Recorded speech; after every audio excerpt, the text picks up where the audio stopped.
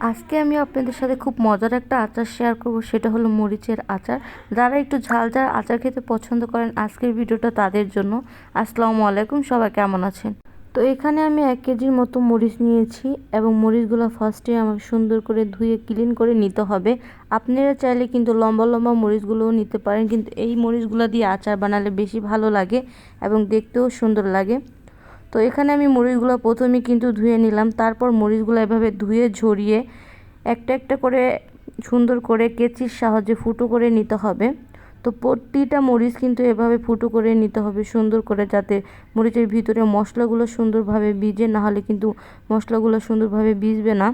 তারপর এখানে আমার যে যে উপকরণগুলো দরকার, এখানে হলো রসুন, তারপর মরিচ, গাজর নিয়ে নিয়েছিলাম একটা, তারপর তেঁতুলের পানি গুলিয়ে নিয়েছিলাম এবং হলো সরিষা ব্লেন্ড করে নিয়েছি। এখন আমি চুলায় একটা কড়াই বসিয়ে দিয়েছি এবং অনেকটা পরিমাণে সরিষার তেল নিয়ে নিয়েছি। যেহেতু আচার বানাতে গেলে আমাদের মাস্ট বি সরিষার তেল দরকারই হয়, এটা ছাড়া আচার অসম্পূর্ণ। তো এখানে অনেকগুলো কিন্তু সরিষার তেল নিয়েছি। তেলটা যখন সুন্দরভাবে গরম হয়ে যাবে, তখন এখানে কিছুটা পাঁচফোড়ন দিয়ে দিচ্ছি আমি। পাঁচফোড়নটাকে সুন্দর করে একটুখানি ভেজে নিতে হবে এবং সুন্দর একটা ফ্লেভার যখন আসবে, তখন এটার ভিতরে এখন আমি একে একে সব মশলাই দিয়ে দিব। প্রথমেই দিয়ে দিব আদা রসুন বাটা। আর আচার বানাতে গেলে কিন্তু আদা রসুন বাটা লাগে। তো 1 কেজি মরিচের জন্য আমি 4 চামচের 5 চামচের মতো আদা রসুন বাটা নিয়ে নিয়েছি এবং হলো সরিষা বাটা নিয়ে নিয়েছি হলো 3 চামচের মতো। আর অনেকগুলো রসুন সুন্দরভাবে ছিলে নিয়েছি। এটাকে এখন সুন্দর করে কষিয়ে নিব।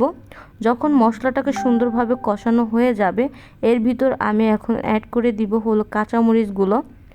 তো এটাকে কাঁচামরিচগুলোকে আমি সুন্দর করে 15 মিনিটের মতো রান্না করে নিব, সুন্দর করে নেড়ে চেড়ে।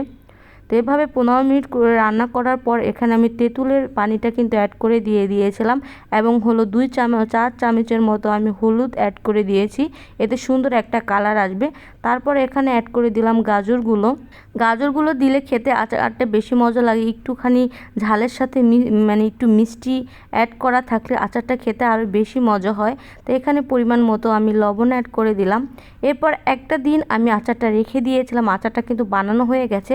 পরের দিনে আমি এভাবে হলো পাঁচফোড়ন সুন্দর করে ভেজে নিয়েছি এবং এটাকে এখন ব্লেন্ড করে তারপর আচারের ভিতর দিয়ে দিব। আর এই আচারটা কিন্তু বানিয়েছে আমার খালামণি, আর সেটাই আপনাদের সাথে শেয়ার করলাম। আমার খালামণি অনেক মজার মজার আচার বানায়, আর এভাবে আচার বানায়। আর আমি হলো এভাবে তার কাছ থেকে প্রতিবারে 1 বক্স করে আচার নিয়ে যাই, যা খিচুড়িতে খেতে এবং খালি খেতেও অনেক বেশি ভালো লাগে। তো এই আচারগুলো আমার আঙ্কেলের জন্য পাঠানো হবে, তাই ভাবলাম যে সুন্দর করে একটা ভিডিও করা হয়ে যাক। এখানে পাঁচফোড়নের ফাঁকিগুলো এর পরের দিন কিন্তু আমি এখানে অ্যাড করে দিয়েছি। তারপর আবার আচারটাকে কিন্তু সুন্দর করে জাল করে নিতে হবে। তো ফাইনালি দেখেন আমার মরিচের আচারটা কিন্তু হয়ে গেছে।